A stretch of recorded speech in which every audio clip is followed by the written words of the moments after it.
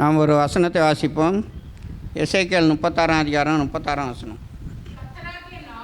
கர்த்தராகிய நான் நிர்மூலமானவைகளை கட்டுகிறேன் என்றும் நிர்மூலமானவைகளை கட்டுகிறேன் என்றும் பாழானதை பயிர்நிலமாக்குகிறேன் என்றும் பாழானவைகளை பயிர்நிலமாக்குகிறேன் என்றும் அப்பொழுது உங்களை சுற்றிலும் உள்ள மீதியான ஜாதிகள் அறிந்து கொள்வார்கள். அப்பொழுது உங்களை சுற்றிலும் உள்ள மீதியான ஜாதிகள் அறிந்து கொள்வார்கள். கர்த்தராகிய நான் இதை சொன்னேன், கர்த்தராகிய நான் இதை சொன்னேன், இதை செய்வேன். அன்பு தேவனுடைய பிள்ளைகளை, இந்த 8ஆம் மாதத்தில் தேவன் நமக்கு கொடுத்ததான வாக்குத்தத்தமான வார்த்தை என்னென்னா, இந்த வாக்குத்தத்த வசனங்கள். நான் நிர்மூலமானவைகளை கட்டுகிறேன் என்றும் கர்த்தராகிய நான் நிர்மூலமானவைகளை கட்டுகிறேன் என்றும் பாலானவைகளை பயிர்நிலமாக்குகிறேன் என்றும் உங்களை சுற்றிலும் உள்ள ஜனங்கள் எல்லாம் அறிந்து கொள்வார்கள். கர்த்தராகிய நான் இதை சொன்னேன், நான் செய்வேன் என்று ஆண்டவராகிய கர்த்தர் இந்த கால வேளையில் உங்களோடும் என்னோடும் தேவன் வாக்குத்தத்தமாக கூறுகிறார். அன்பு தேவனுடைய பிள்ளைய, இன்றைய நாட்களில் பாருங்கள், அதாவது என்னென்னா, நம்முடைய வாழ்க்கையில் இந்த மாதத்தில் யார் யாருடைய வாழ்க்கையில் என்னென்ன காரியங்கள் எல்லாம் நிர்மூலமாகி இருக்கிறதோ அந்த நிர்மூலமான காரியங்களை எல்லாம் தேவன் கட்டுகிறவராக இருக்கிறார். ஒருவேளை நீங்கள் உங்களுடைய வாழ்க்கையில் உங்களுடைய அதாவது பிரயாசத்தை நிமித்தமாக எவ்வளவோ முயற்சி எடுத்துக்கலாம், எவ்வளோ பாடுபட்டிருக்கலாம், எவ்வளோ காரியங்களை செய்திருக்கலாம். ஆனாலும் உங்களுடைய வாழ்க்கையில் நிர்மூலமானவைகளை பெற்றுக்கொள்ள முடியாதபடி, நிர்மூலமானவைகளை கட்ட முடியாதபடிக்கு அநேக வருடங்களாக நீங்கள் அப்படிப்பட்ட காரியங்களில் உடைக்கப்பட்ட நிலைமையில் நீங்கள் காணப்பட்டு கொண்டிருக்கலாம். ஆனாலும் தேவனாய கர்த்தர் இந்த மாதத்தில் அதையெல்லாம் நான் உங்களுக்கு கட்டுவேன் என்று அவர் சொல்லுகிறார். அவர் பாருங்கள், இந்த இடத்துல என்ன சொல்கிறாருன்னா, கர்த்தராகிய நான், அதாவது என்னால் மட்டும்தான் கட்ட முடியும், மற்றபடி என்னென்னா உங்களாலெல்லாம் அதெல்லாம் கட்ட முடியாது என்று அங்கே அவர் ஆணித்தரமாக சொல்வதை நாம் நன்றாக அறியலாம். 2 இடத்துல பாருங்கள், கர்த்தராகிய நான், கர்த்தராகிய நான் சொல்கிறார். இரண்டாவதாக அவர் சொல்கிறாரு, நிர்மூலமானதை கட்டுகிறேன், பாலானதை பயிர்நிலமாக மாற்றுகிறேன் என்று. இந்த 2 விதமான ஆசீர்வாதங்களையும் தேவன் இந்த மாதத்தில் நமக்கு தருகிற தேவனாக இருக்கிறார். இந்த ஆசீர்வாதங்களை கொடுக்கும் பொழுது நம்மை சுற்றிலும் உள்ள ஜனங்கள் காணத்தக்கதான வகையில் தேவன் இந்த அற்புதத்தை நடப்பிக்கிற தேவனாக இருக்கிறார். அதை தான் அவர் அங்கே சொல்கிறாரு, கர்த்தராகிய நான் இதை சொன்னேன், நான் இதை சொன்னேன், நானே செய்வேன் என்று. அன்று இஸ்ரவேல் ஜனங்கள் தங்களுடைய பின்மாற்றத்தின் நிமித்தமாக, தாங்கள் தேவனை விட்டது நிமித்தமாக அநேக சிறையிருப்புக்குள்ளாக அவர்கள் காணப்பட்டார்கள்.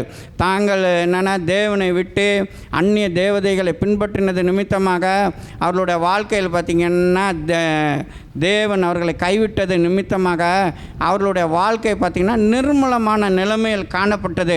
அவர்கள் அடிமைத்தனத்துக்குள்ளாக நேபுகாத்நேச்சார் அவர்களை பிடித்து கொண்டு போய்விட்டான். பிடித்து கொண்டு போய் அவர்கள் அடிமைத்தனத்தில் இருக்கும் பொழுது எசேக்கியேல் தீர்க்கதரிசி மூலமாக இந்த வாக்குத்தத்தங்களை கொடுத்து தேவன் அவர்களை என்னென்னா பலப்படுத்துகிறார். நீங்கள் என்னென்னா உங்களுடைய வாழ்க்கையெல்லாம் உடைந்து போன நிலைமையில் இருக்கிறது, உடைக்கப்பட்ட நிலைமையில் இருக்கிறது, நிர்மூலமான நிலைமையில் இருக்கிறது. நிர்மூலமாகுதல் என்று சொல்லும் பொழுது ஒன்றுமே இல்லாமல் அப்படியே அழிந்து போகுது, அடியோடு பட்டு போகுது. அந்த நிலைமையை நான் என்னென்னா இந்த கால வேளையில் கட்டுகிறேன் என்று தேவனாகிய கர்த்தர் சொல்கிறார். அன்பு தேவனுடைய பிள்ளைய, எத்தனையோ காரியத்தில் பாருங்கள், நிர்மூலம் என்று சொல்லும் பொழுது ஒன்றும் இல்லாமல், அதாவது இருந்த இடமே தெரியாது. சில பில்டிங்கெல்லாம் கூட பார்க்கலாம், நல்லா நின்றுட்டு இருக்கோம், அதை பாருங்கள் உடைப்பாங்க, கொஞ்ச நாளில் பாருங்கள் அந்த பில்டிங்கை இருந்த இடமே தெரியாது, அப்படியே தரமட்டமாக இருக்கும். இப்படிப்பட்டதான நிலைமையோடு காணப்படுகிறதான அன்பு தேவனுடைய பிள்ளையே, உன்னுடைய வாழ்க்கையில் இந்த மாதத்தில் தேவன் அந்த நிர்மூலமான அனைத்து காரியங்களையும் அவர் கட்டுகிற தேவனாக இருக்கிறார். நம்முடைய வாழ்க்கையில் ஒருவேளை நீங்கள் நினைக்கலாம், எப்படி எந்த விதமான நம்பிக்கையும் இல்லையே, என்னுடைய வாழ்க்கை இப்படியா உடஞ்சி போச்சு, செதஞ்சு போச்சு, ஒன்றுமே அதாவது என்னென்னா இனிமேல் சேரக்கூடியதற்கு ஒரு அடையாளம் கூட கிடையாது, ஒரு காரியம் கூட கிடையாது, அது எப்படி முடியும் என்று நீங்கள் ஒருவேளை உங்களுடைய அதாவது மனித அறிவினால் நீங்கள் ஒருவேளை நினைத்து கொண்டிருக்கலாம்.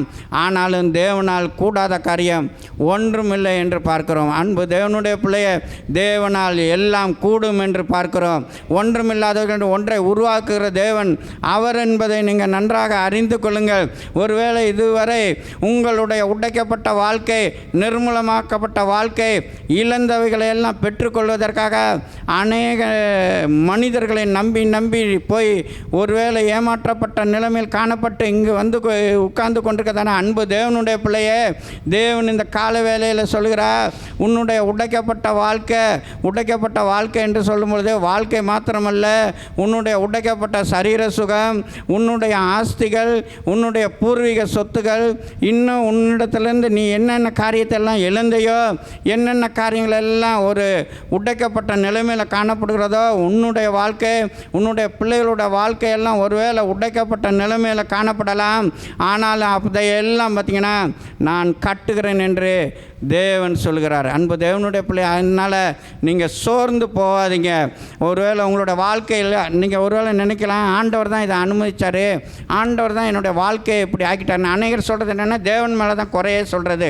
அதாவது என்னென்னா, ஆண்டவர் என்னை பாருங்கள், அவ்வளோ நன்றாக இருந்தேன், இன்றைக்கி என்னென்னா எல்லாத்தையுமே இழந்த ஒரு, அதாவது நிர்பந்தமான ஒரு நிலைமையில் நான் நின்று கொண்டு இருக்கிறேன், ஆண்டவர் ஏன் இப்படி அனுமதித்தார் என்று நீங்கள் ஒருவேளை நினைக்கலாம். அன்பு தேவனுடைய பிள்ளையை, உன்னுடைய வாழ்க்கையை நிர்மூலமாக்கின காரியங்கள் எல்லாம் நம்முடைய தேவன் கட்டுகிற தேவன். நிர்மூலமாக்கப்பட்ட காரியங்கள் எல்லாம் என்னென்னா, உனக்கு எதிராக எழும்பினதான சத்துரு உன்னுடைய வாழ்க்கையில் காணப்பட்டதான அனைத்து காரியத்தையும் பார்த்திங்கன்னா நிர்மூலமாக்கி விட்டான்.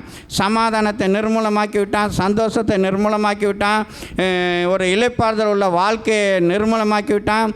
குடும்பத்துக்குள்ளார இருக்கிறதான சமாதானம், மற்றபடி குடும்பத்துக்குள்ளார இருக்கிறதான ஐஸ்வர்யத்தை எல்லாம் பார்த்திங்கன்னா சத்துரு பறித்து விட்டான். அதனால் தான் ஆண்டவராக இயேசு கிறிஸ்து சொல்கிறாரு, திருடன் திருடவும் அழிக்கவும் கொல்லவும் வருகிறானே என்று வேறொன்றுக்கும் வரான். அவன் தான் அழிக்கிறது கொல்றது, நானும் அவைகளுக்கு ஜீவன் உண்டாயிருக்கும், அது பரிபூர்ணப்படவும் வந்தேன் என்று சொல்கிறார். அதனால் நீங்கள் இதுவரை ஒருவேளை தேவனை நீங்கள் குறை சொல்லி கொண்டிருக்கலாம், ஆண்டவர் தான் என்னுடைய வாழ்க்கையை இப்படி உடைச்சிட்டாரு, ஆண்டவர் தான் ஒன்றும் இல்லாமல் ஆக்கிட்டாருன்னு.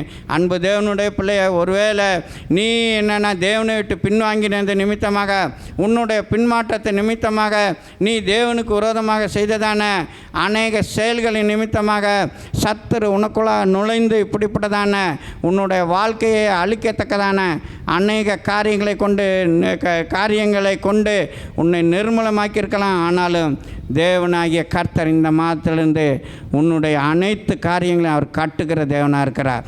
எந்தெந்த காரியம் எல்லாம் நிர்மூலமாக்கப்பட்டது என்பது அவரவருக்கு தெரியும், அவரவருடைய குடும்பத்தில் உள்ளவங்களுக்கு தெரியும், மற்றவர்களுக்கு ஒரு தெரியாமல் இருக்கலாம். ஆனாலும் உங்களுக்கும் தேவனுக்கும் தெரியும், அவர் கட்டுகிற தேவனாக இருக்கிறார். அவர் கட்டினா யாருமே உடைக்க முடியாது என்பதை நீங்கள் நன்றாக அறிந்து கொள்ளுங்கள். ஒருவேளை நம்பிக்கையற்ற நிலைமையில் காணப்பட்டு கொண்டிருக்கிறதான அன்பு தேவனுடைய பிள்ளையே, தேவன் மேலே நீ முழு நம்பிக்கை வை. மனுஷன் மேலே வைத்த நம்பிக்கையெல்லாம் எடுத்துவிட்டு இன்றிலிருந்து தேவன் மேலே நீ நம்பிக்கை வை. எல்லா காரியத்திலும் உனக்கு தேவன் ஜெயத்தை தருகிற தேவனாக இருக்கிறான். ஒருவேளை நீ சுகத்தை இழந்து ஒருவேளை நிர்மூலமாக்கப்பட்ட நிலைமையில் இருக்கலாம், அந்த சுகத்தையும் பார்த்திங்கன்னா தேவன் தருகிற வல்லமை உள்ள தேவனாக இருக்கிறார்.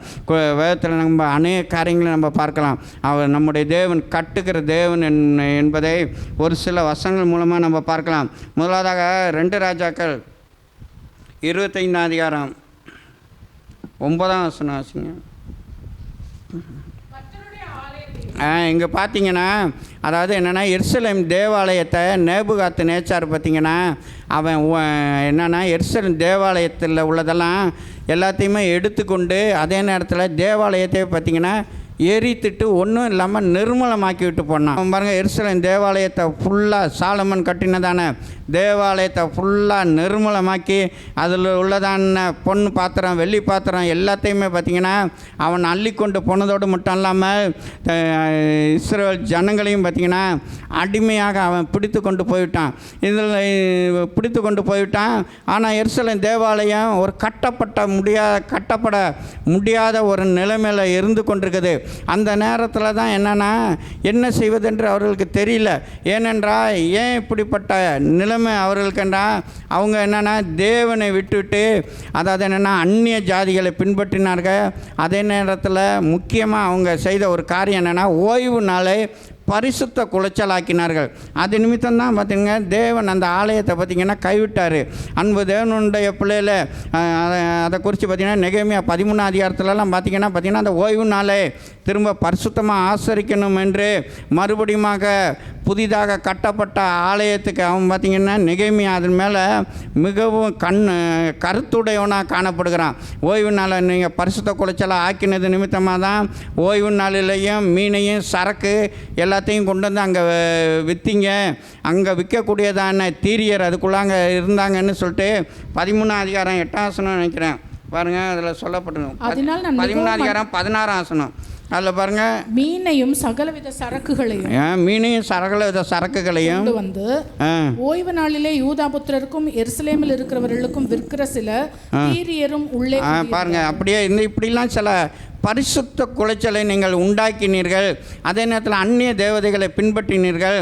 அதே நேரத்தில் அதாவது என்னென்னா அந்நியரிடத்துலேருந்து நீ என்னென்னா பெண் கொடுக்கவும் கூடாது என்று அவருக்கெல்லாம் பிரமாணம் கொடுத்துருந்தாரு.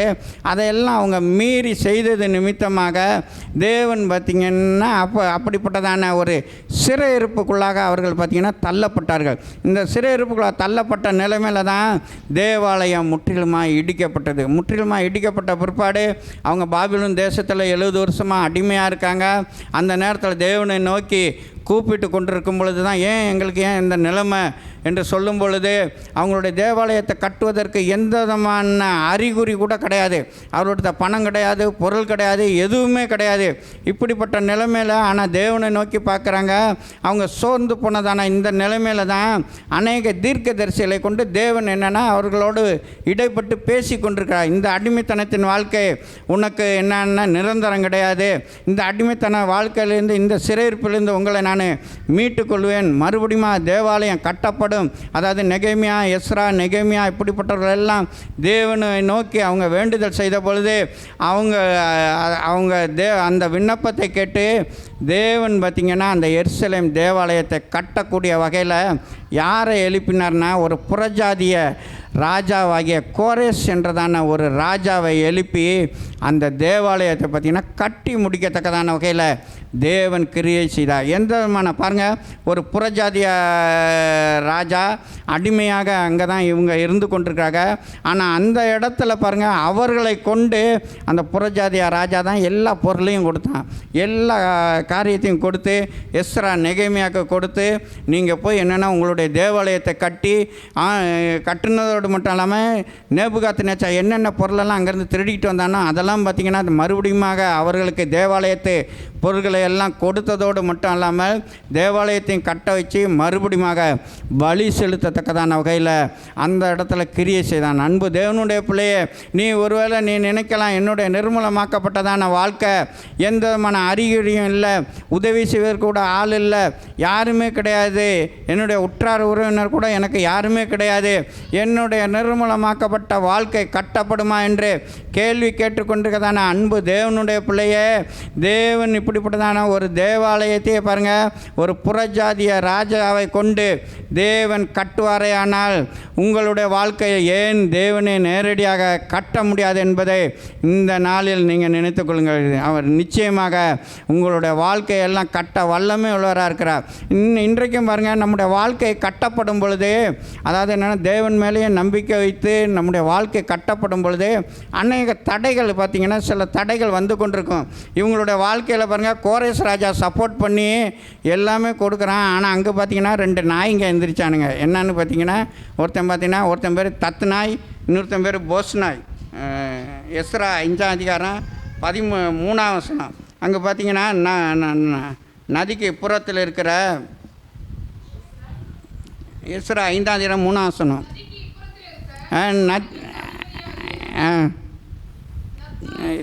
தத்து நாய்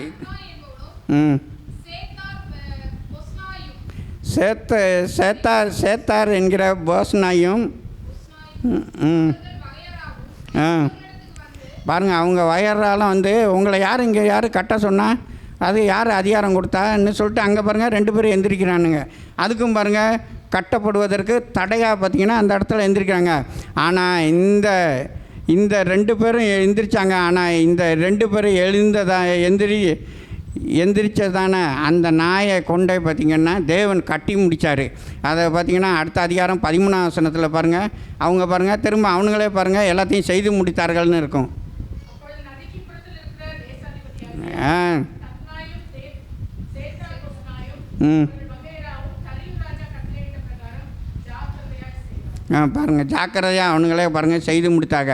அன்பு தேவனுடைய பிள்ளைய உங்களுடைய வாழ்க்கையை தேவன் கட்டும் பொழுது நீங்கள் பாருங்கள், கஷ்டத்தில் இருக்கும் பொழுது ஒருத்தரும் வந்து ஹெல்ப் பண்ண மாட்டாங்க. அதே நேரத்தில் தேவன் உங்களுக்கு ஒரு வழியை காட்டி அந்த இடத்துல உங்களுடைய குடும்பத்தையோ நீங்கள் இழந்ததையெல்லாம் கட்டி எழுப்பும் பொழுது உங்களுக்கு எதிராக பார்த்தீங்கன்னா இப்படி தான் எழும்புவார்கள். ஆனாலும் எழும்பினாலும் நீங்கள் என்னென்னா அதை குறித்து எல்லாம் கவலைப்படாதீங்க. நீங்கள் எந்த சூழ்நிலையிலும் பார்த்தீங்கன்னா தேவனை விட்டு விலகாதபடி நீங்கள் தேவன் மேலே நம்பிக்கை வைத்திருக்கும் பொழுது இப்படியாக எழும்புகிறதான தடைகளை எல்லாம் தேவன் உடைத்தெறிந்து அவர்களை கொண்டே பார்த்தீங்கன்னா கட்டத்தக்கதான வகையில் தேவன் கிரியை செய்கிற தேவனாக இருக்கிறார். அன்பு தேவனுடைய பிள்ளைய, அதனால் நீங்கள் இந்த கால வேளையில் சோர்ந்து போகாதீங்க. வேதத்தில் ஒருத்தரை குறித்து கூட பார்க்கலாம். ரூத்து பாருங்கள், ரூத்தினுடைய வாழ்க்கையை எடுத்துக்கொள்ளுங்க. நகோமி மோவாப் தேசத்துக்கு போனது நிமித்தமாக, பஞ்சத்து நிமித்தம் போனது நிமித்தமாக கணவனை இழந்தா, 2 குமாரனை இழந்தா. கடைசியில் பாருங்கள், அங்கேருந்து மருமகளோடு வரா. மருமகளையும் பார்த்திங்கன்னா, நீ எங்களோட வர வேண்டாம், நான் ஒருத்தனுக்கு வாழ்க்கப்பட்டால் கூட உனக்கு என்னென்னா உனக்கு ஒரு கணவனை என்னால் தேடி வைக்க முடியாது, அதனால் நீங்கள் எல்லாம் உங்கள் வீட்டுக்கு போயிடுங்கன்னு சொல்லிட்டு அப்படி என்னென்னா சொல்லியும் பார்த்திங்கன்னா ரூத் என்னென்னா உன்னுடைய தேவன் என்னுடைய தேவன், உன்னையும் என்னையும் மரணமே இல்லாமல் வேறு ஒன்றும் பிரிக்கக்கூடாது என்று சொல்லி வலுக்கட்டாயமாக அந்த இஸ்ரவேலின் தேவனாகிய கர்த்தரை நம்பி வந்தா. அவள் பாருங்கள், மோவாப் தேசத்தில் காமோஸ் என்றதான தேவதையை அவள் வணங்கினவ. ஆனால் அதையெல்லாம் விட்டு எப்போ அந்த இஸ்ரவேலின் தேவனாகிய கர்த்தர் மேலேயே நம்பிக்கை வைத்து அந்த ரூத் வந்தாலும் நம்பிக்கையற்ற நிலைமையில் வந்ததான நகோமி ரூத்தினுடைய வீட்டை பார்த்திங்கன்னா தேவன் கட்டினார் என்று பார்க்குறோம். அவன் நினச்சிருப்பா எனக்கு எப்படி புத்திர சன்னிதானம் வரும் என்று அவன் நினச்சிருக்கலாம். ஆனாலும் பார்த்திங்கன்னா அந்த ரூத்தின் மூலமாக, ரூத் 4:12 பாருங்கள், ரூத்தின் மூலமாகவே அவருக்கு ஒரு புத்திர சன்னிதானத்தை அந்த இடத்துல பார்த்திங்கன்னா தராரு. அந்த பெண்ணிடத்தில் கர்த்தர் உனக்கு அருளி செய்கிற சந்தானத்தினாலே உன் வீடு தாமார் யூதாவுக்கு பெற்ற பேரேசின் வீட்டை போல் ஆகக்கடவுது என்று அங்கே என்னென்னா எல்லோரும் சொல்லி வாழ்த்துறாங்க. இன்னொரு இடத்துல அதுக்கு மேலே பார்த்திங்கன்னா அதாவது என்னென்னா இஸ்ரவேலின் வீட்டை கட்டினதான ராகேலை போலவும் லேயாலை போலவும் உன்னுடைய வீடு கட்டப்படுவதாக என்று சொல்லி வாழ்த்துக்கிறார்கள். அன்பு தேவனுடைய பிள்ளைய பாருங்கள், நகோமி என்னுடைய வாழ்க்கையை கசப்பாக போச்சு, நீங்கள் என்னை நகோமி என்று அழைக்காமல் மாறா என்று அழையுங்கள் என்று சொல்லப்பட்டதான அந்த நகோமியினுடைய வாழ்க்கை பாருங்கள், தேவன் கசப்பை எல்லாம் மாற்றி அவள் மூலமாக பாருங்கள் ஒரு புத்திர சன்னிதானத்தையே உண்டாக்கினதோடு மட்டுமல்லாமல் ராஜாவாகிய கர்த்தாவாகிய கர்த்தராகிய இயேசு கிறிஸ்து அந்த அவங்களுடைய சன்னதியில் பிறக்கத்தக்கதான வகையில் தேவன் பார்த்திங்கன்னா கிரியை செய்தார். அன்பு தேவனுடைய பிள்ளைய, எந்த வீடு கட்டப்பட முடியாது, அழிக்கப்பட முடியாது என்று நகோமி நினைத்து கொண்டிருந்தாலும் அதே நகோமியினுடைய வீட்டை கட்டி தேவன் இந்நாள் வரைக்கும் பாருங்கள் தலைமுறையாக ஆளுகை செய்யத்தக்கதான அப்படிப்பட்ட தேவனாகிய கர்த்தர் அதன் மூலமாக வந்தார். அன்பு தேவனுடைய பிள்ளைய, அதனால் நீங்கள் என்னென்னா சோர்ந்து போகாதீங்க. தாவீதினுடைய வாழ்க்கையில் கூட பாருங்கள், ஒரு முறை அவன் சிக்லாக் என்றதான இடத்துல அவன் இருக்கும் பொழுது எல்லாவற்றையும் பார்த்திங்கன்னா இழந்த நிலைமை. அங்கே அமலேக்கர் அவனிடத்துல வந்து மனைவி பிள்ளைங்க எல்லாத்தையுமே பிடிச்சிட்டு போயிட்டு அந்த ஊரையை பார்த்திங்கன்னா சுட்டரித்தார்கள் என்று பார்க்க 1 சாமுவேல் 30 1 வசனத்தில் பாருங்கள். தாவீதும் அவன் மனுஷர் 3ஆம் நாளில் வந்து சேர்கிறதற்குள்ளே சிக்லாக்கு வந்து சேர்கிறதுக்குள்ளே அமலேக்கியர் தென்புறத்து சீமையின் மேலும் அமலேக்கியர் தென்புறத்து சீமை மேலும் விழுந்து சிக்லாக்கின் மேலும் விழுந்து கொள்ளையடித்து அதை அக்னியால் சுட்டரித்து சிக்லாக்கை கொள்ளையடித்து அக்னியால் சுட்டரித்து அதிலிருந்து ஸ்திரீகளாகிய சிறியவர்களையும் பெரியவர்களையும் சிறைப்பிடித்து பாருங்க அதை எல்லாமே சுட்டரித்தானுங்க. எல்லாத்தையுமே சிறைப்பிடித்துட்டு போயிட்டு அதாவது மனைவி பிள்ளைங்க எல்லாரையுமே பார்த்தீங்கன்னா சிறைப்பிடித்துட்டு போயிட்டு சுட்டரித்துட்டாங்க. அதாவது ஒரு இதை கொளுத்திட்டிங்கன்னா அது என்னென்னா என்னென்னா ஒன்றும் இல்லாமல் நிர்மலமாயிடும். திரும்ப அதில் பாருங்கள் எந்த விதமான நம்பிக்கையுமே இருக்காது. அதை நம்ம பெற்றுக்கொள்ளலாம் என்று எப்படி நம்ம நம்ப முடியும்? ஏன்னா எல்லாம் அக்கினியினால் சுட்டரிக்கப்பட்ட நிலைமையில் காணப்படுவது நமக்கு நன்றாக தெரியுது. அப்படின்றப்ப அது முற்றிலுமாக அழிக்கப்பட்டு முற்றிலுமாக நிர்மலமான நிலைமை. ஆனாலும் பார்த்திங்கன்னா தாவீது பாருங்கள், அவன் அழுதாலும் அடுத்தாப்பில் பாருங்கள் கர்த்தராகிய தேவனுக்குள் தன்னை திட்டப்படுத்தி கொண்டு மறுபடியும் பாருங்கள் அவன் உடனே பாருங்கள், அதோட அவன் சும்மா இருக்கல, உடனே தேவனிடத்தில் விசாரித்தான். மறுபடியும் அந்த தண்டை பின்தொடர்ந்து போனான். எல்லாவற்றையும் பார்த்திங்கன்னா திருப்பி கொண்டு வந்தான். நகரத்தையே சுட்டரித்து போட்ட நிலைமை, எல்லாவற்றையுமே பார்த்திங்கன்னா இழந்த நிலைமை. அவன் குடும்பம் கட்டப்படுமா, மனைவி பிள்ளைங்களை பார்ப்பேனா என்றதான ஒரு நிலைமையில் காணப்பட்டதான தாவீதினுடைய வாழ்க்கையை பார்த்திங்கன்னா நிர்மலமாக்கப்பட்ட வாழ்க்கை, சுட்டரிக்கப்பட்டதான அந்த குடும்பத்தை பார்த்திங்கன்னா தேவன் மறுபடியும் கட்டி எழுப்பி பாருங்கள் அவனை எருசலேமில் ராஜாவாக்கி அதுக்கப்புறம் பாருங்கள் அவன் 40 வருஷம் பாருங்கள் ஆட்சி செஞ்சுருக்கான். அன்பு தேவனுடைய பிள்ளையை நம்முடைய தேவன் பார்த்திங்கன்னா அவர் கட்டுகிற தேவன் என்பதை நன்றாக அறிந்து கொள்ளுங்க. இன்னும் வேதத்தில் பாருங்கள் நிறையா பேரை சொல்லிக்கொண்டே போகலாம். இந்த கால வேளையில் நீங்கள் ஒருவேளை எதை இழந்தீங்க, எது உங்களோட வாழ்க்கையில் அழிக்கப்பட்ட நிலைமையில் காணப்படுகிறது, அதையெல்லாம் இந்த மாதத்தில் தேவன் உங்களுக்கு அவர் ரெட்டிப்பாக அவர் தருகிற தேவனாக இருக்கார். தாவீது பாருங்கள் ரெட்டிப்பாக அவன் திருப்பி கொண்டான் என்று பார்க்குறோம். அவன் வெறும் இழந்ததை மட்டும் திருப்பி கொள்ள, அவன் பாருங்கள் மறுபடியும் அங்கே பாருங்கள் எல்லாருக்கும் பங்கிட்டு கொடுக்கத்தக்கதான வகையில் எல்லாவற்றையும் அமலுக்கேற்ற உள்ளதையே அவன் அப்படியே திருப்பி கொண்டான். அன்பு தேவனுடைய பிள்ளைய, அதனால் தேவன் அவர் கட்டுகிற தேவன் என்பதை நீங்கள் நன்றாக அறிந்து கொள்ளுங்க. அதனால் சோர்ந்து போகாதீங்க. இன்னொரு காரியத்தை கொடுத்த நம்ம வேதத்தில் பார்க்கலாம். 2 ராஜாக்கள் 4ஆம் அதிகாரம் 38ஆம் வசனத்துலேருந்து 41ஆம் வசனம் வரை ஒரு சம்பவத்தை நம்ம பார்க்கலாம். அங்கே பார்த்திங்கன்னா அதாவது என்னென்னா ஊர்லேயே ஒரே பஞ்சமாக இருக்குது. அப்போ தீர்க்கதரிசிகளின் புத்திரர் அங்கே என்னென்னா ஒருவர் முகத்தை பார்த்துக்கிட்டு உட்காந்துருக்குறாங்க. என்ன செய்யுதுன்னு தெரில, சாப்பாட்டுக்கே வழி இல்லை. அந்த நேரத்தில் பாருங்கள் எலிசா வந்து சொல்கிறாரு, நீங்கள் என்னென்னா பானையை அடுப்பில் வச்சு கஞ்சி காய்ங்க, கூழ் காய்ங்க, இதுமாரி நீங்கள் சாப்பிட்டதோடு மட்டும் இல்லாமல் ஜனங்களுக்கும் கொடுக்குறதுக்காக கூழ் காய்ங்கன்றாங்க. அதாவது என்ன, தேசத்துலேயே பஞ்சம், ஆனால் அந்த நேரத்துலையும் பாருங்கள் அவங்களுக்கு என்னென்னா கூழ் காய்க்கிறதுக்காக வேண்டி கொஞ்சம் இருக்குது, அதையும் போட்டு காய்க்கிறாங்க. அப்போ ஒருத்தன் பார்த்திங்கன்னா நான் கீரையை பறிக்க போகிறேன்னு சொல்லிவிட்டு அங்கே போன இடத்துல பாருங்கள் கீரையை பறிக்காமல் அவன் பேய் கொம்மட்டி காயை பறிச்சிட்டு வரான். பேய் கொம்மட்டிக்காய் பறிச்சுட்டு வந்து பார்த்திங்கன்னா பானையில் போட்டு வேக வச்சிடுறானுங்க. வேக வச்சு பேய் கொம்மட்டிக்காய் பார்த்திங்கன்னா பாய்சன் நிறைஞ்சது. அவன் பாருங்க போட்டுட்டு கடைசியில் கஞ்செல்லாம் காய்ச்சி சாப்பிட போகிறப்ப தான் தெரியுது.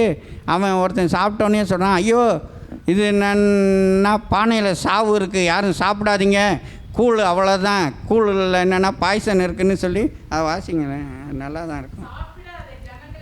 வார்த்தார்கள், சாப்பிட ஜனங்களுக்கு வார்த்தார்கள். அவர்கள் அந்த கூழில் எடுத்து சாப்பிடுகிற போது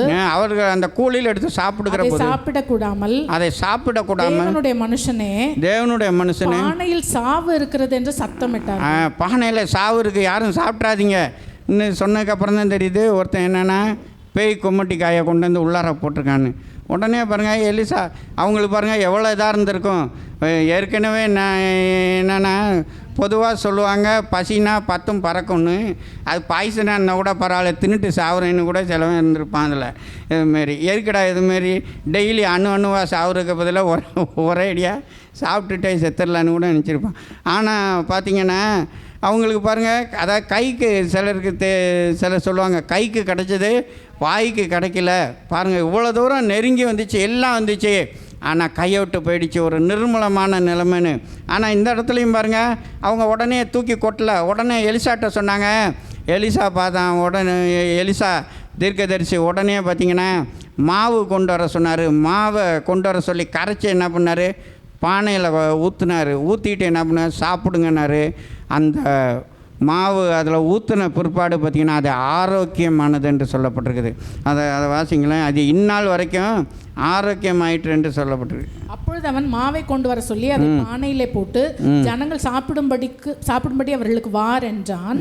அப்புறம் பானையிலே தோஷம் இல்லாமல், பானையில் பார்த்திங்கன்னா அந்த சாபம் இல்லை, பாருங்கள், அந்த சாபத்தை பார்த்திங்கன்னா எலியா தீர்க்கதரிசி மூலமாக அங்கே முறித்தார் என்று பார்க்குறோம். அவங்களுக்கு பாருங்கள், ஒரு நிர்மலமான ஒரு நிலைமை தான்.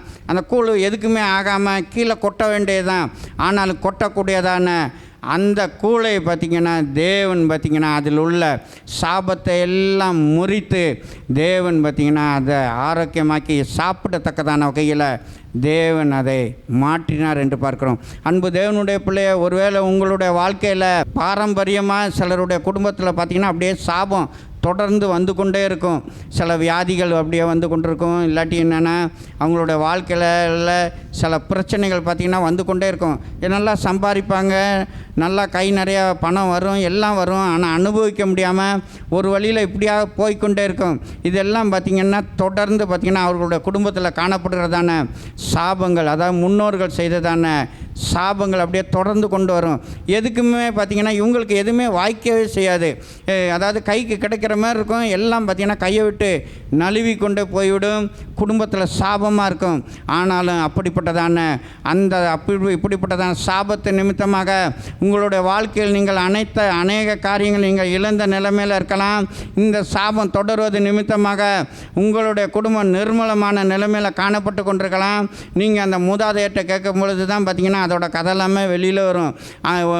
ஒருவேளை இப்படிப்பட்ட நிலைமையில் நீங்கள் இழந்த நிலைமையில் இந்த கால வேளையில் உங்களுடைய குடும்பம் எல்லாம் நிர்மூலமாக்கப்பட்ட நிலைமையில் காணப்படுமே. ஆனால் தேவன் கொடுக்கிறதான ஆலோசனையின்படி நீங்கள் செயல்படுங்கள்.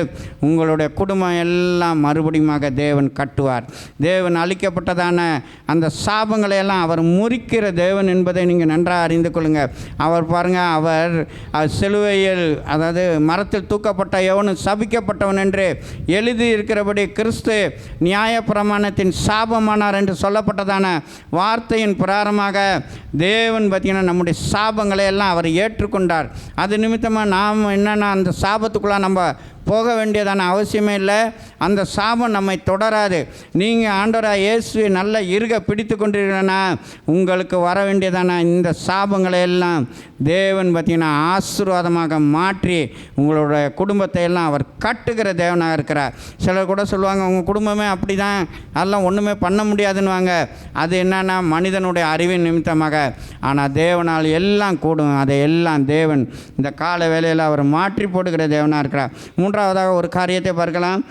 அப்போஸ்தலர் 8:3 அப்போஸ்தலனாகிய பவுலை குறித்து பார்க்கலாம். அப்போஸ்தலனாகிய பவுல் பாருங்கள், தேவனுடைய சபையெல்லாம் துன்பப்படுத்தி கொண்டிருந்ததான, அதாவது என்னென்னா சபை கட்டப்பட முடியாதபடி, அதாவது ஸ்திரீகளையும் மற்ற சபை கூடி வருகிறவர்களெல்லாம் பிடிச்சி காவலில் போட்டு அவங்களெல்லாம் துன்பப்படுத்தி கொண்டு இப்படியாக சபையை துன்பப்படுத்தி கொண்டிருந்ததான இவன் தமஸ்குவில் இருக்கிறதான அங்குள்ள சபையையும் பாழாக்குவதற்காக, அங்குள்ளவர்களையும் பிடித்து கட்டி காவலில் வைப்பதற்காக அவன் போய்கொண்டிருக்கும் பொழுது தான் ஆண்டவராகிய கர்த்தர் அவனை நேரடியாக சந்திக்கிறார்.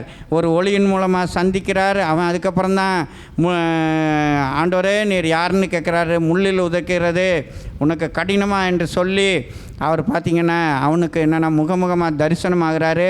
அது நிமித்தமாக அன்றிலிருந்து பார்த்திங்கன்னா அவன் முழுமையுமாக ஆண்டவருக்கென்று ஒப்பு கொடுக்குறான். ஒப்பு கொடுத்த பிற்பாடு பாருங்கள்,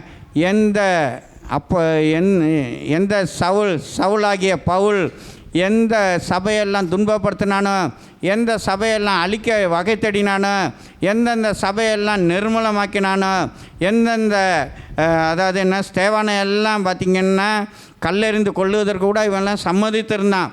அப்படிப்பட்டதான சவுலாகிய பவுலை கொண்டே பார்த்திங்கன்னா தேவன் சபையை கட்டி எழுப்பினார். அவன் பாருங்கள் எவ்வளோ பேரை துன்பப்படுத்தினான், எவ்வளவோ காரியங்களெல்லாம் செய்தான். தேவனுக்கு விரோதமாகவும் அதே நேரத்தில் பாருங்கள் தேவனுடைய பிள்ளைகளுக்கு விரோதமாகவும் அநேக காரியங்களை செய்து கொண்டிருந்ததான சவுலாகிய பவுலை தேவன் சந்தித்து அவனை கொண்டே பார்த்திங்கன்னா தேவன் காரியத்தை நடப்பித்தார். நிர்மூலமானவைகளை எல்லாம் யார் நிர்மூலமாக்கினானோ அவனை கொண்டே பார்த்திங்கன்னா தேவன் கட்டி எழுப்பினார். எந்தெந்த இடத்துலெல்லாம் போய் அவன் பாருங்கள் கடைசியில் தேவனுக்கென்று இரத்த சாட்சியாக அவன் மரித்தான் என்று பார்க்கிறோம். அன்பு தேவனுடைய பிள்ளை, அதனால் உங்களுடைய வாழ்க்கையில் ஒருவேளை மனுஷர் நிமித்தமாக மனுஷரே உங்களை என்னென்னா அநேக காரியங்களில் உங்களுடைய வாழ்க்கையில் நிர்மூலமாக்கியிருக்கலாம். உங்களை வளர விடாமல் உங்களுக்கு கிடைக்க வேண்டிய நியாயமான ஆசீர்வாதங்களை எல்லாம் தடை பண்ணி கொண்டு அவங்க என்னென்னா பிடுங்கி கொண்டு ஒருவேளை உங்களுக்கு கிடைக்க வேண்டியதான நியாயமான ஆசீர்வாதங்கள் பரம்பரை சொத்தாக இருக்கலாம், இன்னும் உங்களுக்கு கிடைக்க வேண்டிய ஒரு நியாயமான காரியம்லாம் இருக்கலாம். அது நிமித்தமாக நீங்கள் ஒருவேளை உங்களோட குடும்பம் நிர்மூலமாக்கப்பட்ட நிலைமையில் காணப்பட்டிருக்கலாம். ஆனாலும் அப்படிப்பட்டவர்களை கொண்டு தேவன் பார்த்திங்கன்னா உங்களுடைய வாழ்க்கையை அவர் கட்டி எழுப்புகிற தேவனாக இருக்கா. யார் உங்களை ஏமாற்றி வாங்கிட்டு போனானோ, யார் உங்களுடைய காரியத்தை எல்லாம் வைத்து கொண்டு ஒரு நியாயம் இல்லாமல் பேசி கொண்டிருக்கிறானோ, இதற்காக நம்ம கோர்ட்டுக்கு போக வேண்டாம், நம்ம என்னென்னா அதற்காக நம்ம வாதாட வேண்டாம். தேவன் நமக்காக யுத்தம் செய்வார். அவங்களே என்னென்னா ஐயோ இது இருக்கிறது நிமித்தம்தான் நமக்கு பெரிய இடைஞ்சல்னு சொல்லிட்டு அவங்களே பார்த்திங்கன்னா நமக்கு கொண்டு வந்து கொடுத்துருவானுங்க. அப்படிப்பட்ட நிலைமையை தேவன் நீங்கள் பாருங்கள் உங்களுடைய கண்களில் காண்பீர்கள். அப்படியாக தேவன் கிரியை செய்வார். அதாவது என்னென்னா உடன்படிக்கை பெட்டியை பெலிஸ்தியர் பிடித்து கொண்டு போய்விட்டார்கள். பிடித்து கொண்டு போன பிற்பாடு அவனுங்களுக்கெல்லாம் பார்த்திங்கன்னா மூல வியாதியினால் அவன்லாம் வாதிக்கப்பட்டான். இவன் வாதிக்கப்பட்டான். ஒரு சிலர் பார்த்திங்கன்னா அதுலேயே செத்தே போனானுங்க. அப்போ தான் அவன் நினைக்கிறான், எதனால் இதுமாரி நமக்கு நடக்குது, எதனால் இப்படிப்பட்ட காரியம்லாம் நமக்கு தொடர்ந்து வந்துக்கிட்டுன்னு சொல்லிவிட்டு அவன் என்னென்னா தேவனிடத்தில் கேட்கும் பொழுது தான் இந்த உடன்படிக்கை பெட்டி என்னைக்கு வந்துச்சோ அன்னையிலேருந்து தான் நம்ம குடும்பத்திலேயே பிரச்சனை, அன்னையிலேருந்து தான் நம்முடைய தேசத்திலேயே பிரச்சனைன்றதை அந்த பெலிஸ்தியர் கண்டுபிடிச்சிட்டு மறுபடியும் பார்த்திங்கன்னா உடன்படிக்கை பெட்டியை எவன் திருடிட்டு போனானோ, எவன் கொள்ளடிச்சிட்டு போனானோ அவனே கொண்டு வந்து பார்த்திங்கன்னா கொடுத்துட்டு போனான் அந்த உடன்படிக்கை பெட்டியை. காரணம் என்னென்னா தேவன் யுத்தம் பண்ணார். அவங்களால நிம்மதியாக இருக்க முடியல. அவன் பாருங்கள் கண்ணீரும் ஒரே அதாவது அவனுடைய வாழ்க்கையை கண்ணீராக, மூல வியாதியில் ஒரு பக்கம் கஷ்டப்படுறான், ஒரு பக்கம் சிலர் சாவுறாங்க. இப்படிலாம் ஒரு தேசத்தில் இருந்துச்சுன்னா எப்படி இருக்கும்? அப்படிப்பட்ட நிலைமைக்கு அப்புறம் தான் அவன் பார்த்திங்கன்னா உணர்றான். காரணம் என்னென்னா இந்த உடன்படிக்கை பெட்டி இங்கே வந்தது நிமித்தம் தான் இவ்வளோ பிரச்சனைன்னு. இதே மாதிரி தான் உங்களுக்கு கிடைக்க வேண்டிய காரியங்களெல்லாம் யாராச்சும் வச்சுக்கிட்டு ஏமாற்றிக்கிட்டு இது மாதிரிலாம் பண்ணிகிட்டு இருந்தானா அவனே கொண்டு வந்து பார்த்திங்கன்னா உங்கள்கிட்ட கொண்டு வந்து தள்ளிட்டு போயிடுவான். இதை நான் என்றைக்கு நான் வச்சேன்னா அன்னையிலேருந்து தான் என் குடும்பத்தில் பிரச்சனை, இந்த காரியம் என்னையிலேருந்து வந்துச்சா அன்னையிலேருந்து தான் எனக்கு பிரச்சனைன்னு. அன்பு தேவனுடைய பிள்ளை, இந்த கால வேளையில் சோர்ந்து போகாதீங்க. உங்களுடைய இடிக்கப்பட்ட குடும்பம், உங்களுடைய இடிக்கப்பட்ட பிள்ளைகளுடைய வாழ்க்கை, உங்களுடைய இடிக்கப்பட்ட வேலைகள், உங்களுடைய வாழ்க்கையில் இடிக்கப்பட்டதான பொருளாதார காரியங்கள் எல்லாவற்றையும் தேவன் இந்த மாதத்தில் அவர் கட்டி எழுப்புகிற தேவனாக இருக்கிறார். ஆனால் நீங்கள் செய்ய வேண்டியது என்னென்னா உங்களுடைய மனுஷ பலத்தை என்னென்னா நீங்கள் நம்பிக்கொண்டு இருக்கிறாதீங்க. அன்பு தேவனுடைய பிள்ளையில் உங்களுடைய பணபலம், ஆள் பலம், அறிவு பலம், உங்களுடைய சாமர்த்தியத்தை கொண்டெல்லாம் நீங்கள் எந்த சூழ்நிலையிலுமே கட்ட முடியாது. ஒருவேளை ஒரு துன்மார்க்கமாக ஜீவிக்கிறதான ஒரு பிள்ளையை கூட உங்களால் பார்த்திங்கன்னா திருப்ப முடியாது. அதே நேரத்தில் நீங்கள் தேவனுடைய சமூகத்தில் வைங்க, தேவன் அந்த காரியத்தை பார்த்திங்கன்னா திருப்பி அவர் கட்டுகிற தேவனாக இருக்கிறார். அதனால் வேண்டி தங்களுடைய காரியங்களை பார்த்திங்கன்னா கட்ட நினைத்த, அதாவது தன்னுடைய பண பலத்தினால, சுய பலத்தினால, தன்னுடைய அறிவினால் கட்ட நினைத்த எவ்வளோ பேர் தோல்வியை தான் சந்தித்தாங்க, எவ்வளோ நிந்தைகளை தான் அடைஞ்சாங்க, எவ்வளோ அவமானத்தை தான் அடைஞ்சாங்க. தன்னுடைய சுயத்தை நிமித்தமாக எந்த சூழ்நிலையிலும் அவர்களால் கட்ட முடியவில்லை. ஒருவேளை இதுவரை நீங்கள் அறியாமல் தெரியாமல் உங்களுடைய சுயத்தினால் எந்த காரியத்தையும் செய்து ஜெயித்தலான்னு முயற்சி எடுத்திருக்கலாம். இன்று ஒரு தீர்மானம் எடுங்க, தேவனுடைய சமூகத்தில் வைங்க, அவர் கட்டி எழுப்புவார். அவர் கட்டுனான்னா யாருமே பார்த்திங்கன்னா இடிக்க முடியாது. அதே நேரத்தில் அவர் இடித்த காரியத்தை ஒருவருமே கட்ட முடியாது. அதாவது என்னென்னா ஆண்டவர் பார்த்திங்கன்னா எரிகோ மதிலை பார்த்திங்கன்னா தேவனே தான் பார்த்திங்கன்னா உடைச்சார். தேவனே என்னென்னா யோசுவாவை கொண்டு நீங்கள் 7 தரம் சுற்றி வாங்க, ஆர்ப்பரிங்க, நான் அந்த மதிலை நான் இடிச்சிருவேனார். அதேமாரி இடித்தார். இடித்ததுக்கப்புறம் சாபத்திடானதில் எதையுமே எடுக்காதீங்கன்னு சொன்னார். அதை எடுத்தது நிமித்தமாக அவங்க தோல்வியை சந்தித்தாங்க. அதோடு மட்டும் இல்லாமல் அப்போவே பார்த்திங்கன்னா யோசுவா அந்த கொண்டு அந்த இடத்துல சாபம் கூறுறாரு. என்னன்னா இந்த எரிகோ மதிலை எவன் கட்டுறானோ, இவன் எவன் கட்ட முயற்சி பண்ணுறானோ அவன் தன்னுடைய தலைப்பிள்ளையை என்னென்னா இழந்துருவான்னு சொல்லி அவர் சாபம் கூறுறாரு. ஆனால் அந்த சாபத்தை பார்த்திங்கன்னா ரொம்ப வருஷத்துக்கு அப்புறம் ஒருத்தன் பார்த்திங்கன்னா அதை எலும்பி கட்டுறான். அதை யோசுவா 6ஆம் அதிகாரம் 26ஆம் வசனத்தில் பார்த்திங்கன்னா அந்த இடத்துல அவர் சொல்கிறார், இந்த வாசிங்க. இந்த எரிகோ பட்டணத்தை கட்டும்படி எழும்பும் மனுஷன் கர்த்தருக்கு முன்பாக சபிக்கப்பட்டிருக்க கடவன். அவன் அஸ்திபாரத்தை போடுகிற போது தன்னுடைய மூத்த குமாரனையும் தன்னுடைய மூத்த குமாரனையும் வாசல் வைக்கும்பொழுது தன்னுடைய இளைய குமாரனையும் சாக கொடுப்பான்றாரு. அந்த எங்கே நிறைவேறுதுன்னா 1 ராஜாக்கள் 16ஆம் அதிகாரம் 34ஆம் வசனத்தில், அவன் நாட்களில் பெத்தேல் ஊரானாகிய ஈயேல் அந்நாட்களில் பெத்தேல் ஊரானாகிய ஈயேல் என்பவன் எரிகோவை கட்டினான். நூனின் குமாரனாகிய யோசுவாவை கொண்டு சொல்லியிருந்த வார்த்தையின் கர்த்தர் நூனின் குமாரனாகிய யோசுவாவை கொண்டு சொல்லியிருந்த வார்த்தையின்படி அவன் அதன் அஸ்திபாரத்தை போடுகிற போது என்னும் தன் மூத்த குமாரனையும் அதன் வாசல்களை வைக்கும் பொழுது செகூப் என்னும் தன் இளைய குமாரனையும் செகுப் என்னும் தன்னுடைய இளைய குமாரனையும். பாருங்கள், எத்தனையோ வருஷம் ஆச்சு. அதுக்கப்புறம் பாருங்கள், நியாயாதிபதிகளே அத்தனை வருஷம் ஒவ்வொருத்தரும் 40 வருஷம்லாம் ஆட்சி செஞ்சாங்க. அத்தனை வருஷத்துக்கு அப்புறம் கிட்டத்தட்ட ஒரு 800 கிட்டத்தட்ட என்னென்னா 600-700 வருஷத்துக்கு அப்புறம் திரும்ப ஒருத்தன் கட்ட ஆரம்பிக்கிறான். ஆனால் வாக்குத்தத்தம் பார்த்திங்கன்னா சாகவே இல்லை. ஆண்டவர் சொன்னதானே வார்த்தை அப்படியே நிறைவேறிச்சு. காரணம் என்னென்னா, ஆண்டவர் இடித்தது அதை எவன் கட்டுறானோ அது இப்படி நடக்கும்னு சொன்னார். அதேமாரியே பார்த்திங்கன்னா அதை நிறைவேற்றினார். அன்பு தேவனுடைய பிள்ளைய அதை தான் நான் சொல்கிறேன். ஆண்டவர் என்னென்னா இடித்தா ஒருத்தனும் கட்ட முடியாது, ஆண்டவர் கட்டினா ஒருத்தனும் பார்த்திங்கன்னா இடிக்கவே முடியாது. இந்த கால வேளையில் உங்களுடைய நிர்மூலமான வாழ்க்கையை அவர் கட்டுகிறவராக இருக்கிறார். அதனால் எத்தனை பேர் எத்தனை சத்துருகள் எழுப்பினாலும் சரி, உங்களுக்கு எதிராக திரும்ப உங்களுடைய வாழ்க்கையோ குடும்பத்தையோ பிள்ளைகளுடைய காரியத்தையோ எதையுமே பார்த்திங்கன்னா அதை இடிக்க முடியாது என்பதை நன்றாக அறிந்து கொள்ளுங்கள். இரண்டாவதாக அவர் பார்த்திங்கன்னா நம்மை பார்த்திங்கன்னா பயிர் நிலமாக அவர் மாற்றுகிற தேவனாக இருக்கார். அன்பு தேவனுடைய பிள்ளையை உங்களுடைய வாழ்க்கை ஒருவேளை பாலான நிலைமையில் காணப்படலாம். பாலான நிலத்தை எல்லாம் அவர் பயிர் நிலமாக மாற்றுகிற தேவனாக இருக்கிறார். யோபை எடுத்துக்கொள்ளுங்கள். யோபனுடைய வாழ்க்கையை நம்ம பார்க்கும் பொழுது ஒரே நாளில் அவன் பாருங்கள் எல்லாவற்றையும் இழந்தான். அதாவது ஒரு சம்பவம் நடந்து ஒருத்தன் சொல்லிகிட்டு இருக்கான். உடனே பார்த்திங்கன்னா அடுத்த சம்பவத்தை இன்னொருத்தன் சொல்கிறான். அது சொல்லும் பொழுது எல்லாம் என்ன சொல்கிறான், நான் ஒருத்தன் தான் தப்புனேன். ஒரே நாளில் பாருங்கள் எல்லாவற்றையுமே இழந்தான். ஆனாலும் பார்த்திங்கன்னா யோபு அந்த இடத்துல பார்த்திங்கன்னா யோபை பாருங்கள் சத்துரு ஒரே நாளில் பார்த்திங்கன்னா பாலாக்கிட்டான். அவனுடைய ஐஸ்வர்யத்தை எடுத்துட்டான். எல்லாவற்றையுமே பார்த்திங்கன்னா பிள்ளைகளை எடுத்துட்டான். அதே நேரத்தில் பாருங்கள் அவனுடைய சரீர சுகமும் பார்த்திங்கன்னா எடுக்கப்பட்டது. இப்படிப்பட்ட நிலைமையில் பாலாக்கப்பட்ட நிலைமையில் காணப்பட்டதான யோபினுடைய வாழ்க்கையை தேவன் பாருங்க மறுபடியுமாக துளிர்க்கச் செய்து அதை அவர் பயிர் நிலமாக மாற்றினார் என்று பார்க்கிறோம். யோபு பாருங்கள் இழந்ததை எல்லாம் மறுபடியுமாக இரட்டத்தனையாக பெற்றுக்கொண்டான் என்று பார்க்குறோம். அன்பு தேவனுடைய பிள்ளையே, உன்னுடைய வாழ்க்கையில் பாருங்கள் எது எல்லாம் உங்களுடைய வாழ்க்கையில் நுழைந்து உங்களை என்னென்னா பாழாக்கி கொண்டிருக்கிறதோ பாழாக்கிட்டோ. ஒருவேளை அநேகர் சொல்லுவாங்க, நாங்கள் அவ்வளோ ஐஸ்வர்யமாக இருந்தோம், இன்றைய காலத்தில் ஒன்றுமே இல்லைன்னு சொல்லுவாங்க. அன்பு தேவனுடைய பிள்ளையை, உன்னுடைய வாழ்க்கையில் பாழாக்கப்பட்டதான அந்த சத்துருவை தேவன் நிர்மூலமாக்கி உன்னுடைய சுக வாழ்வை இந்த மாதத்தில் தேவன் துளிர்க்கச் செய்து அதை எல்லாம் கனி கொடுக்கத்தக்கதான பயிர் நிலமாக அவர் மாற்றுகிற தேவனாக இருக்கிறார். பயிர் நிலம் என்று சொல்லும் பொழுது அது என்னென்னா விதைப்பு, அறுப்பு, அதே நேரத்தில் பார்த்திங்கன்னா மகிழ்ச்சி, இப்போ சமாதானம், இப்படிப்பட்ட அநேக காரியங்களை குறிக்கிறதா இருக்கிறது.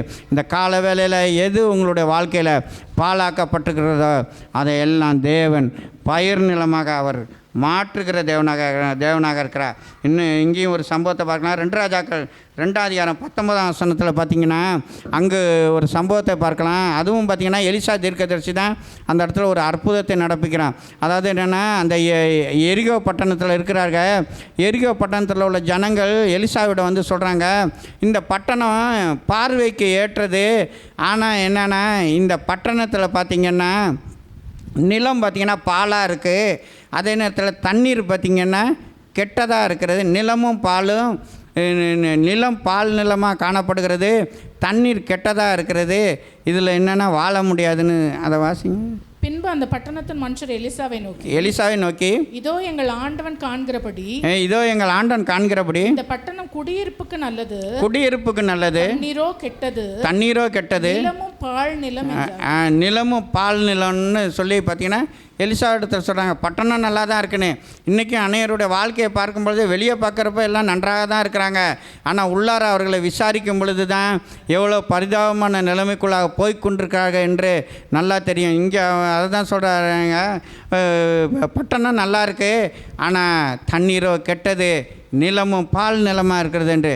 உடனே பாருங்கள் எலிசா பாருங்கள் உடனே அங்கே ஒரு காரியத்தை அவன் அந்த இடத்துல செய்கிறான். உடனே ஒரு புது தோண்டியை கொண்டு வர சொல்கிறான்.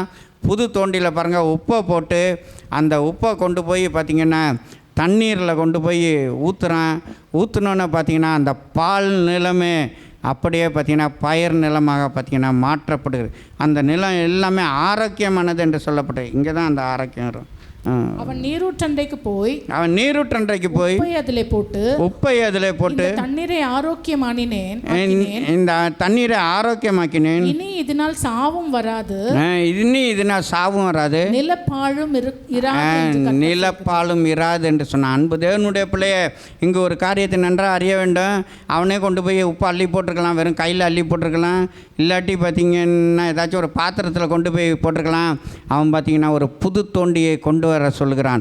அன்பு தேவனுடைய பிள்ளையை, இந்த புது தோண்டி என்று சொல்லும் பொழுது ஒருவேளை நீங்கள் உங்களுடைய வாழ்க்கையில் உங்களுடைய இருதயத்தில் தோன்றினத எல்லா காரியத்திலும் நீங்கள் உங்களுடைய வாழ்க்கை பாழாக்கப்பட்டது நிமித்தமாக உங்களுடைய இருதயத்தில் தோன்றினதான அனைத்து காரியங்களையும் நீங்கள் செய்ய முயற்சி செய்திருக்கலாம். இன்று ஒரு தீர்மானம் எடுங்க. தேவனுடைய சமூகத்தில் உங்களுடைய இருதயத்தை ஒப்பு கொடுத்து ஒரு புது தோண்டியாக நீங்கள் மாற்றப்படுங்க. உங்களுடைய பாழான காரியங்களை எல்லாம் தேவன் பார்த்திங்கன்னா இந்த மாதத்தில் அவர் பயிர் நிலமாக மாற்றுகிற தேவனாக இருக்கிறார். ஒருவேளை நீங்கள் நினைக்கலாம், நான் எவ்வளோ உபத்திரவப்பட்டேன், எவ்வளவோ கஷ்டப்பட்டேன், எவ்வளோ நெருக்கப்பட்டு கொண்டிருக்கிறேன், இப்போவும் பட்டு கொண்டிருக்கிறேன், எவ்வளவோ அதாவது என்ன தீயையும் தண்ணீரையும் கடந்து வரக்கூடியதான நிலைமையில் நான் வந்து கொண்டு இருக்கிறேன் என்று நீங்கள் ஒருவேளை நினைக்கலாம். அன்பு தேவனுடைய பிள்ளையே, உன்னுடைய வாழ்க்கையில் இது எல்லாம் பார்த்திங்கன்னா கனி தருவதற்கு ஏற்றதாக தான் தேவன் அதை மாற்றுகிற தேவனாக இருக்கிறார். ஒரு நிலத்தை பாருங்கள், பயிர் பண்ணுவதற்கு முன்பாக அப்படியே இருக்கிற நிலத்தை அப்படியே பாருங்கள் விதையை போட்டு விதைச்சிட மாட்டாங்க. அதை பாருங்கள் எப்படி உழுகுறப்ப நிலம் என்ன அது என்ன கஷ்டம் அனுபவிக்காமையாக இருக்கும் மண். அதே நேரத்தில் அதில் பாருங்கள் கட்டியாக இருக்கிறதெல்லாம் உடைக்கிறாங்க. இன்னும் பாருங்கள் அதில் இருக்கிறதான தேவையில்லாத காரியங்களை எல்லாம் அதை விட்டு வெளியே எடுத்துகிட்டு தான் அதில் பாருங்கள் பயிர் பண்ணுறான். அப்படி பயிர் பண்ணுறவன் 100 மடங்கு பலனை அவன் பெற்றுக்கொள்கிறான். அன்பு தேவனுடைய பிள்ளைய, ஒருவேளை நிந்தைகள், அவமானம், போராட்டம், அநேக பாதையின் வழியாக நான் கடந்து வந்தேன், என்னுடைய வாழ்க்கை பாழானது நிமித்தமாக எவ்வளவோ வெட்கத்தை நான் அனுபவித்தேன், எவ்வளவோ இடத்துல வெட்கப்பட்டேன். அதாவது என்னென்னா என்னோட கீழே இருந்தவங்களாம் கூட என்னென்னா ஏளனமாகலாம் பேசினாங்க. அப்படிப்பட்ட நிலைமையிலெல்லாம் நான் தள்ளப்பட்டேன், என்னுடைய வாழ்க்கையை பாழாக்கப்பட்ட நிலைமையில் காணப்பட்டேன் என்று சொல்லி கொண்டிருக்கதான். அன்பு தேவனுடைய பிள்ளைய, உன்னை என்னென்ன சரிப்படுத்துவதற்காக, உன்னுடைய நிலத்தை பண்படுத்துவதற்காக, பாழான நிலத்தை பண்படுத்துவதற்காக ஒருவேளை தேவன் உன்னுடைய வாழ்க்கையில் அதை அனுமதித்திருக்கலாம். ஆனாலும் இந்த மாதத்திலிருந்து அதையெல்லாம் பயிர் தரக்கூடிய நிலமாக, கனி தரக்கூடிய நிலமாக தேவன் மாற்றுகிறார் என்பதை நீங்கள் நன்றாக அறிந்து கொள்ளுங்கள். எந்த இடத்துல வெட்கப்பட்டீர்களோ, எந்த இடத்துல நிந்திக்கப்பட்டீர்களோ, எந்த இடத்துல அவமதிக்கப்பட்டீர்களோ, அதே இடத்துலையே பார்த்திங்கன்னா உங்களை தேவன் நிர்மூலமான காரியங்களை எல்லாம் கட்டி நீங்கள் ஒரு கனி தருகிறவர்களாக அங்கேயே உங்களை நிறுத்துவார். அதை தான் பாருங்க, சகல ஜனங்களும் அறிந்து கொள்வார்கள் என்று சொல்லப்பட்ட உங்களை சுற்றிலும் இருக்கிறதான நீங்கள் எந்த இடத்துல அவமானப்பட்டு நிந்திக்கப்பட்டீங்களோ அந்த இடத்துல எந்தெந்த ஜனங்கள் எல்லாம் உங்களை பார்த்தாங்களோ அவங்களே ஆச்சரியப்படத்தக்கதான வகையில் அதே இடத்துல தான் உங்களை பார்த்திங்கன்னா தேவன் கட்டி எழுப்புகிற தேவனாக இருக்கிறார். அதே இடத்துல தான் பார்த்திங்கன்னா பயிர் தரக்கூடியதான, அதாவது பயிர் என்று சொல்லும் பொழுது என்னென்னா நம்ம ஒரு 10 விதை வச்சோன்னா 10 விதை மட்டும் வரப்போகிறதில்ல. அதில் பாருங்கள் எவ்வளோ தானியம் வரும். அது என்னென்னா நமக்கு போக மற்றவங்களுக்கு கூட சில நேரத்தில் நம்ம தரோம்.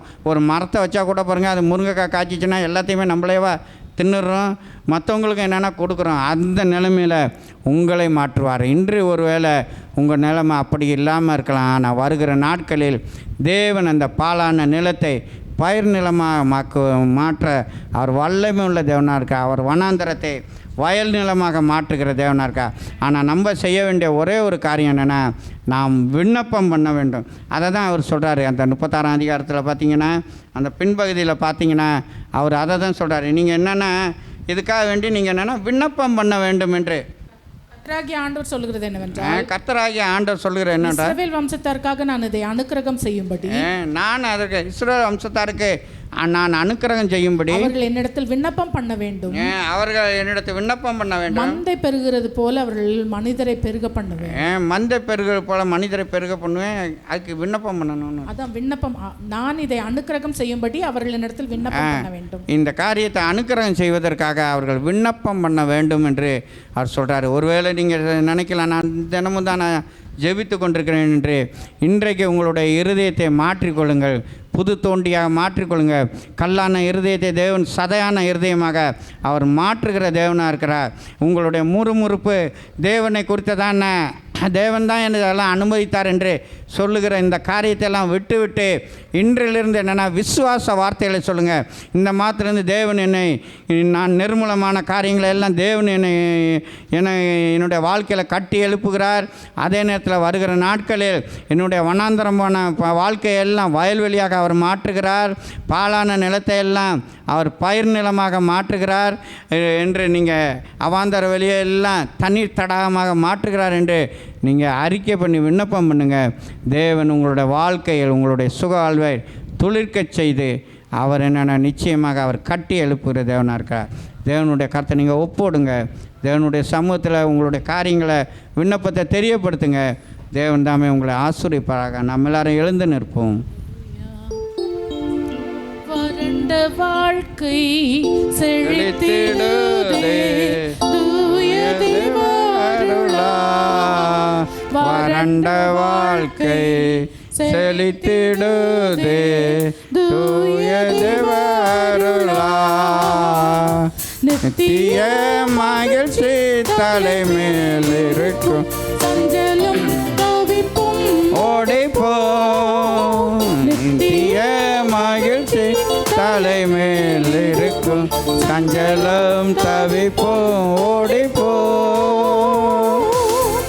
எந்த தேவன் என்றென்றுமுள்ள சத காலமும் நமது தேவன் மரண பரியந்த நம்மை நடத்திடுவார்.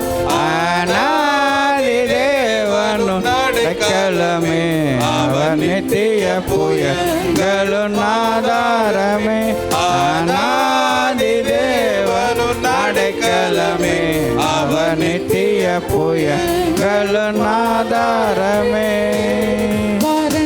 வாழ்க்கை செழித்திடுதே தூய தேவருளா. வறண்ட வாழ்க்கை செழித்திடுதே தூய தேவருளா. நித்திய மகிழ்ச்சி தலைமேல் இருக்கும் சஞ்சலம் தவிப்போம் ஓடிப்போம்.